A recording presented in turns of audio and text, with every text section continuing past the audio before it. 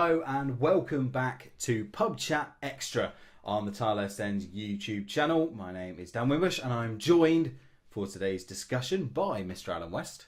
Hello everybody. And Mr. Mark Mayo. Hello. Topic this week, after last week's look at youth prospects that maybe didn't make it or some that made it that you didn't think would do. This week, gents, we're going to look at are managers given enough time in the Championship. Now, it's after a season that's in another high turnover of managers in the league, and the topic comes to us this week from Michael Hall. He's emailed us to thetilehurstend@gmail.com and he said, "Hi guys, just thought I'd throw this in as a podcast discussion topic. There's been a lot of focus on Ranieri's recent sacking and the short-term tenure of a Premier League manager, Bob Bradley, fairly recently for example, but what about the fragility of being a Championship boss? This season has seen 13 out of the 24 managers replaced. Some clubs are on their third manager of the season. Is the lure of promotion to the Premier League, or indeed staying in the Championship, so much that this amount feels extreme?" Yes. Yes. Okay, and we're done this week. Thank you very much. Thanks for your time, everyone. Yeah, thank you. No, I think that you can take everything on a kind of club by club basis and kind of work out as to whether it's owners or the players that are going on. But always, when a manager gets sacked, typically it's someone is trying to pass the buck away from themselves. Whether it is like at Leicester, it was kind of the players weren't performing as much as you think. Whether it's the dressing room has gone or the board members didn't have the money for transfer cash. Someone somewhere has made the decision that it's the manager's fault, not mine, in effect. I think if we look at it, if you look at the teams that have sacked their managers this season, you've got a list in front of me. If you look at the teams like Villa, Cardiff, Derby, QPR, and again Derby again, the amount of money these teams must owe. Well, we spoke about Derby last week and how much money their wage bill must be horrendously big. And again, Cardiff, big wage bill. Villa must have a massive wage bill. And I think with owners as it is now, the onus is to get into the Premier League and the amount of money they spent, you're automatically going to have very little time to get things right because they're ready to push the panic button pretty quickly nowadays. And not just the Championship, you go lower down, even teams in the First Division, same problem they have there. If you've got a big wage bill, they expect you to be instantly successful. And arguably, if you've got a side that, especially in Derby's case, the amount of players they've got that have got big names for the Championship, you've got to be successful quickly because you should already have the tools at your disposal to do well, and you ain't. So I'm surprised actually that Villa have kept hold of Bruce for so long because I suspect they thought there was going to be a big bounce when Bruce came in, and he's really done nothing. He's not pushed them forward, and I hope that he gets the time because we know he's a good manager. But if you're a chairman of a club that's in a lot of debt and spending a lot of money, if you're in charge, if you put yourself in charge of that club, you're thinking, hang on, this isn't working.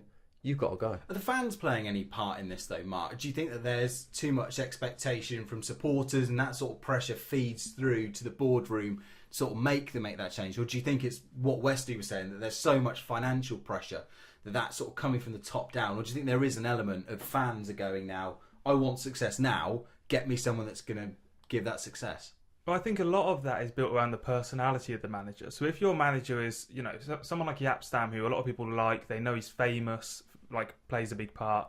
If he comes out and he fronts up and everything, and the fans are happy with that, then they'll get a sense of, okay, we'll give him a bit more time. If Nigel Adkins comes out with his best little David Brent impression and starts talking about positivity, then fans kind of think, well, actually, you're clueless. In a sense. You lose touch with them pretty quickly. Yeah, exactly. So I think that has a lot with the fans. That has a lot of sense, and that's kind of where Brendan Rodgers failed a lot at Reading as well, in the same kind of sense. And looking down these list of managers, I just think that maybe like Walter Zenga at Wolves and Trollope at Cardiff, they're not the right sort of person, just generally personality-wise, for those fans to buy into. I think the most disgraceful ones are the managers that have been sacked at Rotherham, because what do you expect Rotherham to do in the Championship with the budget they must have and the players they've got? And if you did have a decent player at Rotherham, they're going to get bought.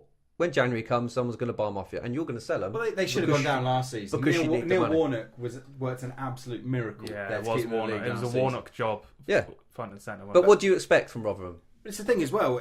It's Wigan as well. I mean, Wigan, Caldwell does a brilliant job getting them back up from League One. He's given half a season, gone. Yeah. That leap is so massive now. I don't people realise that Division 1 to the Championship is so big now because there's so many teams in the Championship that have been in the Premier League and still carry Premier League money and Premier League players to a certain extent that to get into the Championship and do well in your first season from League One takes a hell of a lot of doing. And we see it now, because even Wigan, they flew that division when they went up, and now, where are they? Down the bottom of the league. Does the manager even really matter much anymore? Are we getting to a stage now where it's just another name picking the team sheet?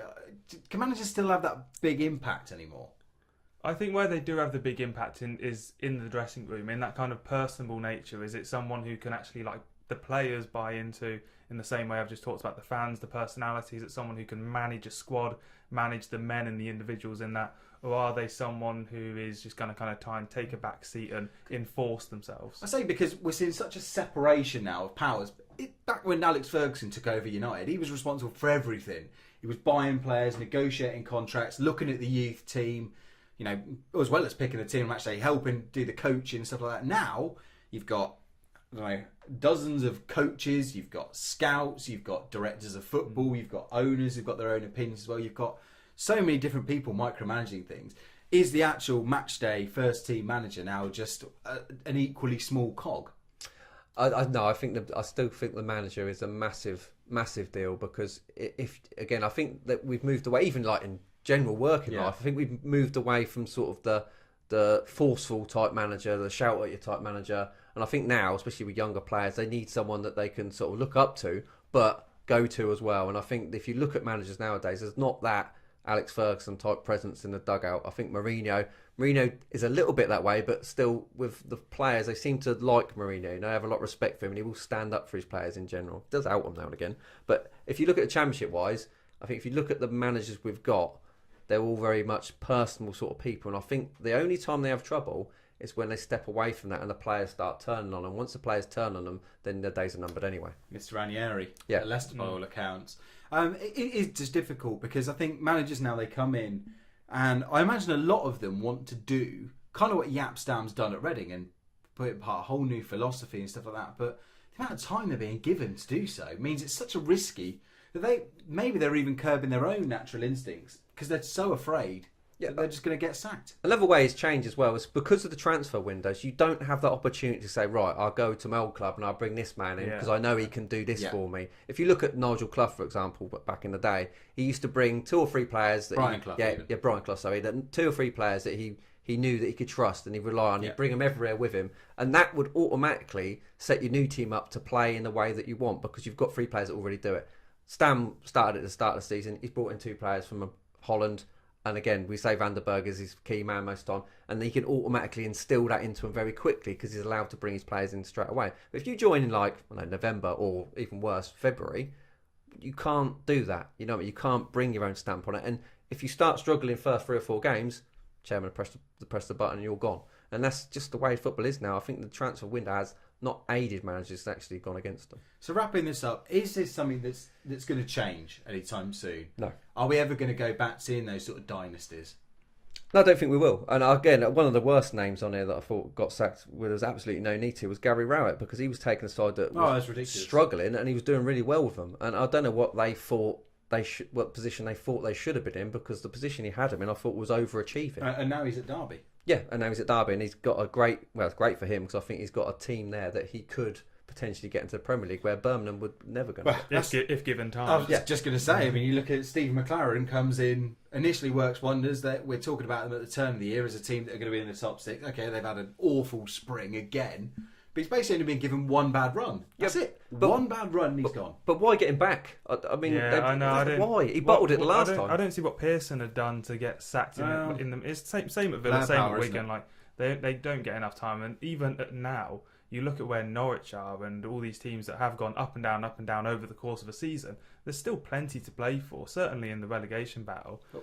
I would say just like we're talking about whether it's the end of the dynasties and where football goes from here. If you look at Swindon as an example of a club who has tried to do something different and put Tim Sherwood as their kind of like director of football / manager while having a head coach alongside him, and just seeing how badly that has gone shows that a lot of trial and error is going to be taking place as clubs try and find a solution. They were doing the same with QPR though, weren't they? Have you seen the 5-year plan? Yeah. Whatever it's, I think it's a 5-year plan. Yeah, it's a 5-year plan. Where Briatore is in the director's box phoning down to Ian Dowie going, get him off. I don't like it. Yeah, you can't have that situation, can Yeah. you? Because at the end of the day, it's Dowie just going to get the sack, and it'll be the Yeah. fans booing his poor decisions when he's not even making them. Absolutely. The one thing that I think that saddens me about this whole thing is that a lot of good managers that we talked about, okay, there are some bad ones that deserve to get sacked, and same as anyone, if they perform badly, need to make a change. But a lot of the times it's players that are underperforming, and regardless of who the manager is, why are you playing so badly? And if you're blaming it on the manager, what does that say about you as a player? I just find it sad that there is no power now with the manager. The manager now, like you said about the transfer window, he can't ship them out. And some of them are on such huge contracts as well. They made such financial investments. That they won't leave anyway. Exactly. So, I don't know if there'll ever be a scenario where, like the NFL in America, contracts aren't guaranteed. Yeah, you sign a deal, 3 years, $30 million. But if you're underperforming halfway through that, just go, you're done. Yeah, it does motivate you to continue playing exactly. well, doesn't it? Yeah, again, the player power is key to all football nowadays because, I mean, it wasn't that long ago the Chelsea fans were booing Costa because of the way he was playing under Mourinho, and then Mourinho leaves, and now Costa was a superhero again. It's weird to blame as well because we let them get away with it to a certain extent. As long as they're putting the ball in it, no one really cares what they're up to. Yeah, absolutely. Well, anyway, that wraps up this edition of Pubchat Extra. Hope you have enjoyed it. And give this video a thumbs up, and if you subscribe to the channel, that'd be great. Obviously, you can follow us on Twitter at the Tilehurst End. We're at facebook.com/the Tilehurst End, and obviously the tilehurstend.com for the website. Also, the podcast is up. If you search for that, I'm sure you can find it in various other places.